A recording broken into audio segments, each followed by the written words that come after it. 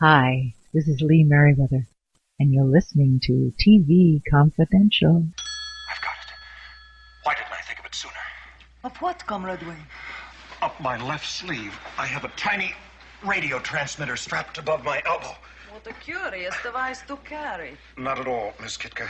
Capitalists like myself who carry large sums of money often have such safety contrivances. If I can just get at it.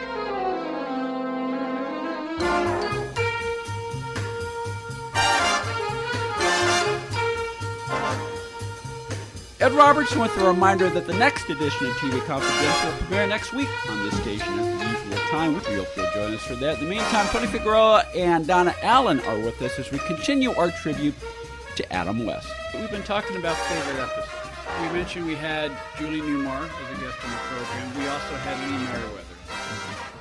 And one of my favorite episodes is the one where she didn't play Catwoman, but she played an heiress who was kidnapped by King Tut, and it's got one of the best tags in the history of the series. And as it happened, it's one of those moments in Lee's career that she remembered, and we talked about it when we had her on the show. We're going to play that clip right now. Back to Adam a bit. You played Catwoman in the movie, and you had the dual role, but you also did one of my favorite episodes of the Batman series with Victor Buono. Yes, it's the one with one of my favorite tags. Bruce Wayne actually gets lucky with my character, it was funny because I had forgotten that that's how that episode ended. I remembered being a bratty socialite, the daughter of either the governor or the mayor of Gotham City or something. And she was very spoiled. Mm-hmm. And I loved the character. It was just wonderfully written. Her dad's name was John E. Carson. Oh, yes, that's right. John E. Carson.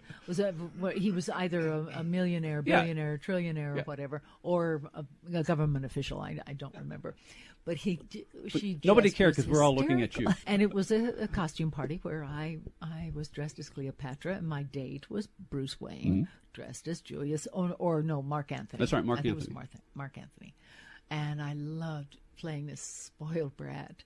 And then when I was abducted by Victor Buono as King Tut, it was just hysterical because I was still a spoiled brat, and my father is going to played it way over the top, and it was just heaven. Back to the tag again. It's when you watch a show, or even if you watch a show only once or twice, there's certain things that just stick in your mind. And it's like after Batman rescues you, you resume your date. Yes, and you very demurely ask Bruce in for milk and cookies. Yes, and you made them yourself, but and Bruce says, well, I can't do that because then he breaks the fourth wall and says, man cannot live on crime fighting alone. Heaven, yes, and he did it so well. He's for my money, he's so underrated as an actor. It just really, I don't think anyone truly appreciated his gifts. Adam is still a very consummate actor. He really, the fine line when you think about it, he went along that tightrope just so evenly. One step to the left, one step to the right, and would have crashed and burned. But he maintained it throughout to being absolutely brilliant as a comedian. Lee Meriwether, recollecting working with Adam West in the two-parter of Batman that she did in the second season of Batman. This is from a conversation that originally aired on our program in November 2009. Adam West passed away this past June 10th at the age of 88. As they say in the film industry, he had a nice long run. A nice long run. And you were saying that was your favorite episode. Yeah. I can think of favorite moments, but not like an episode. Just and I'm the same way. Cannot think of a favorite episode. As long as it had Catwoman in it, those were the ones that I resonated to. And it wasn't until I was adult that I realized there were different actresses playing Catwoman. It's funny because I was born 64. Batman premiered January 66. I have vague recollections. One of the first visual memories I have, it's the scene from the first King Tut episode where Bruce Wayne is kidnapped and he's strapped to a gurney. And they're driving up this winding road, and Bruce Wayne tries to escape, and he manages to jar the door loose. And so he escapes the ambulance, but he's strapped to the gurney, and he's rolling down this winding road towards this 4,000-foot cliff. I remember, and that's the cliffhanger. Mm-hmm. I remember that vividly, but I don't remember anything about the series until one of the local stations started showing it again in the 70s. But I remember, because you mentioned watching it in black and white and then seeing it in color for the first time. I remember in 71, ABC showed the Batman movie on the ABC Sunday Night Movie, and it was a big deal. And, of course, Lee Meriwether played Catwoman in the movie.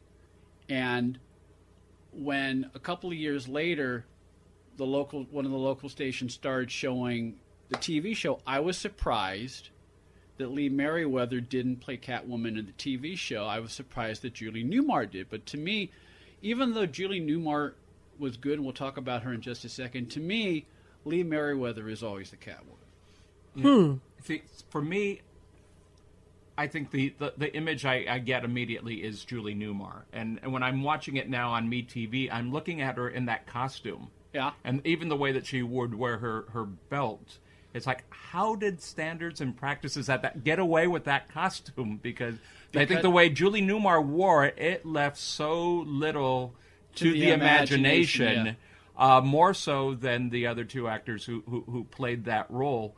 And it's, especially when you're seeing like her running, her being very physical in that, it is. If people were bent out of shape over Laura Petrie's capri pants, this was, this was in color and shinier. Yes. Laura Petrie was a good girl. Catwoman was not. Catwoman was not, and we have a clip where Julie Newmar talks about that. For her first appearance, it was straight. I mean, she was a villain, and Batman was in her way. Once Stanley Ralph Ross came aboard, he did not write the first Catwoman episode, but he wrote all the other Catwoman episodes featuring Julie Newmar, and he wrote almost all the Victor Buono episodes. Once he started writing for the character, there was a lot more interplay, will they, won't they, sexual tension between Catwoman and Batman, even within the confines of standards and practices, and even within the confines of this is a 7:30 show. Mm-hmm. So there are kids in the audience. And so there was a lot of deft balancing of stuff going on, and they carried it off brilliantly. And this goes back to one of my other favorite moments, and this is in one of the Julie Newmar episodes, where after Batman captures Catwoman, they almost, but not quite, have an embrace. And Julie Newmar talks about this in this clip from her appearance on their show that originally aired December 2011. You mentioned some of the writers on Batman. I believe Stanley Ralph Ross, yes. Did he? That's his Angel Hyde. Yeah.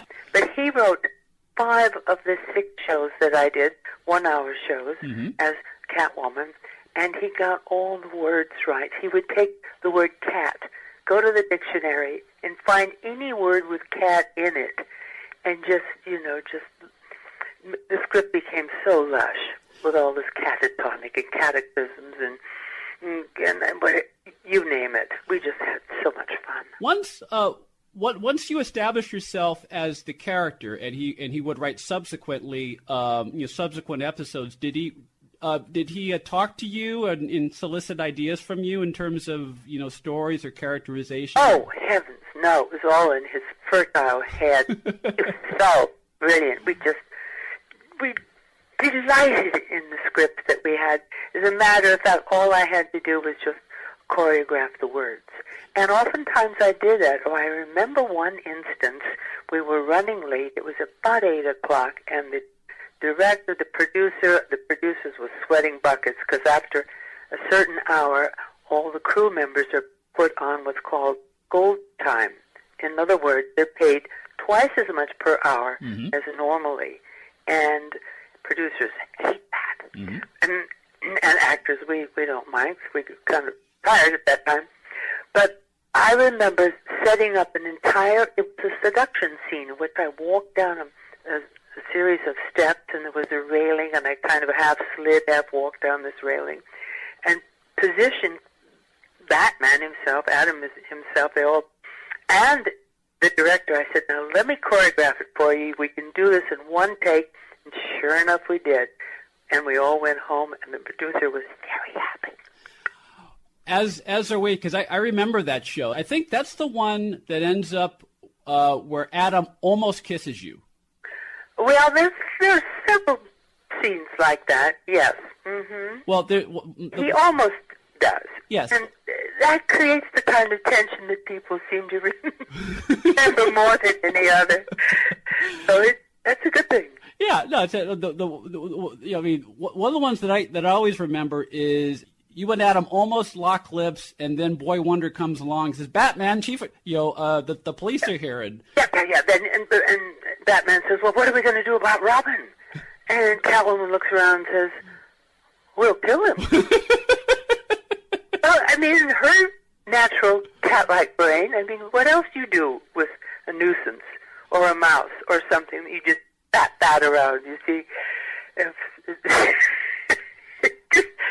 so plain outrageous that it's something people remember. Julie Newmar, remembering Adam West and Batman and Catwoman and Boy Wonder and Stanley Ross from a conversation that originally aired in September 2011 here on TV Confidential as we continue our remembrance of Adam West. Now, would Eartha Kitt be able to get away with the same tension that Julie Newmar had, considering the time? Now, I loved her portrayal. I could listen to Eartha Kitt playing that. I mean, she was brilliant. Just her voice. Her natural speaking voice was a purr. Yeah, it was a purr. And then there was one that was just recently on MeTV with Catwoman and the Joker. Yeah. And just the banter between the two villains, joining forces to defeat Batman was, and everything she said was a pun, was like it was just brought up. Haha. Yes. And, I wonder, how to get all of that, some of that dialogue out. But yeah, her natural voice, like you said, was a purr. Yeah, this is something interesting for me. Remember, I'm seeing this as a small child, and I do not know that 3 different actresses have played Catwoman. I was later surprised to learn, I guess as a teenager, that Eartha Kitt, not only did she take over the role of Catwoman, she was black. I did not realize that until I was a teenager. And is that the power of the character? Or black and white TV? I don't know. I'm guessing my obvious answer is black and white TV. Probably. But I wish they would have explored some of the same dynamics that Julie Newmar built on in her portrayal when Eartha Kitt took over the show. Now, we've talked about this before, that the whole dynamics of the show was different because it went from being essentially an hour-long show to a half-hour show. Yeah. Instead of being 2 half hours a week, they cut it back to 1 half hour a week. And so so basically you had to compress an hour's worth of stuff into a single half an hour episode. Could they have done because, the shows that ended with a cliffhanger, also a couple of the Catwoman stories with Julie Newmar ended kind of unresolved because you thought that she had died. Right. Will this cat have 9 lives? Yeah, 9. There's one she fell into a pit. There's one that she fell off of a building and they didn't see her. There was, basically it was the ocean, and did she make it? And Batman pulls out his bat handkerchief. Yes. And wept. He wept. Batman wept. Yeah, because so there was a couple. Could they have potentially had tried to kill off the black Catwoman. Well, or would that have gotten some backlash? Well, I'm thinking aloud here. Or batlash. Batlash. Well, I'm thinking aloud here. Remember, they in the third season they brought in Yvonne Craig as Batgirl. Yeah. And part of that dynamic, and they were not always consistent with that. I mean, there were episodes where Batman was uptight about Batgirl showing up, and there are episodes where the two of them would kind of flirt with each other. I remember the one. It was the last part of the three-parter with Rudy Valley, where Batgirl and Batman are in a dungeon, and Batgirl is chained against the wall, and Batman pulls out his bat pick and starts sawing, freeing her from her chains, and he's doing it kind of, like he's strumming a violin, and she's kind of, Batgirl's kind of flirting at him. So, and they had a few moments like that. So it seems to me maybe the reason why they didn't explore that with the Eartha Kitt character when she played Batgirl is because they were already doing that kind of sort of between Batman and Batgirl.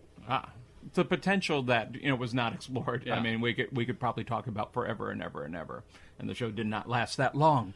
But and remember, there were plans. I think for the subsequent season, if it happened, that they were going to basically eliminate Robin and put more focus on Batgirl. Or that was one possibility. Another possibility was that they would alternate. One week it would be Batman and Batgirl. The other week it would be Batman and Robin. One of the stories, I think Joel Eisner talks about it in his Bat book. ABC canceled the show. Within a week, NBC notified Fox and said, we would like to pick up the show for the fourth season. And according to the story, they had already started bulldozing the set when NBC came forward. And NBC did not want to invest money in rebuilding the set. So had NBC come forward a day or so earlier, there may have been a fourth season. And you do not think that Batgirl and Robin could have existed in the same program? I'm just going off the That's speculation. just interesting because Yeah. I can't imagine Batman without the Boy Wonder. Tony Figueroa and Donna Allen from our tribute to Adam West that originally aired in June 2017, a segment that included audio from our conversations with Julie Newmar and Lee Meriwether here on TV Confidential. Lee Meriwether and Julie Newmar are two of the 6 actresses honored at the new Catwoman exhibit that is currently on display this summer at the Hollywood Museum. We'll take a quick time out, and we'll be back with more TV Confidential right after this. Got a product or service that you want our listeners to know about? Become an advertiser or underwriter of TV Confidential and let our brand help promote your brand. For more information, go to televisionconfidential.com/advertise or visit the TV Confidential page at advertisecast.com. Ed Robertson along with Tony Figueroa and Donna Allen from Story Salon, Southern California's longest-running, regularly performing live storytelling ensemble, which I understand is at a new location. Yeah, we're very excited about it. We're moving actually to the Party Art Studio on Laurel Canyon Boulevard, 5302 Laurel Canyon. It's a new art gallery, and it's beautiful. It's beautiful. Donna and I have been involved with Story Salon for the last 9+ years. We're going to be in an art gallery now. We're going to have a $5 cover, some nice refreshments, and a wonderful eclectic evening of storytelling. Which is a great environment because, it as you say, the word is eclectic, and for $5, it's a great evening of entertainment. You can't ask for much more. No, not at all. And these stories, some of them are funny, some of them are tragic, some of them are a little off the wall, but we just have a wonderful time keeping the art of storytelling alive. And you can find out more about it by going to storysalon.com. Accredited by Guinness World Records, welcome to Archival Television Audio Incorporated, a peerless TV soundtrack archive, preserving the audio from television's first 3 decades, the 1950s, 60s, and 70s, the golden and silver age of television. For more information, go to atvaudio.com. We're Biffle and Schuster, How do you do? We turned up here to spread some cheer and entertain you. That's right, we're Biffle and Schuster. I'm Benny Biffle, and this is Sammy Schuster. And we're here to tell you about this amazing DVD, not BVD, DVD, that just came out from a company called Kino Lorber. And you know what Kino Lorber means, don't you, Sammy? I sure do. It means sales. Lots of sales. This collection is called The Misadventures of... Biffle and Schuster. That's right. Mm-hmm. Those guys it's terrific. Good. Yeah, you know what Joe Dante says about them? What did he say? He says, forehead slapping funny. What impresses is the dogged authenticity to the era, which makes it all the more hilarious. Absolutely. Accent on the high. We're Biffle and Schuster, as you can see. No one else can make that statement louder than we. They say we're soporific, and it's we probably we. Because we're Biffle and Schuster. Oh, we're Biffle and Schuster. No, we're Biffle and Schuster. B-I-F-F-L Biffle. S-H-W-S to Schuster. Biffle and Schuster. Need we say more? Available wherever DVDs are sold through our friends at Kino Lorber. All right, you loafers, get back to work. What am I paying you for? Why is he yelling at his shoes? You can listen to this show all over again as a podcast on TuneIn, iTunes, Spreaker, SoundCloud, Stitcher, and other podcast platforms. Best of all, it's free. To find out how to subscribe to the TV Confidential podcast, go to the homepage at televisionconfidential.com and click subscribe now.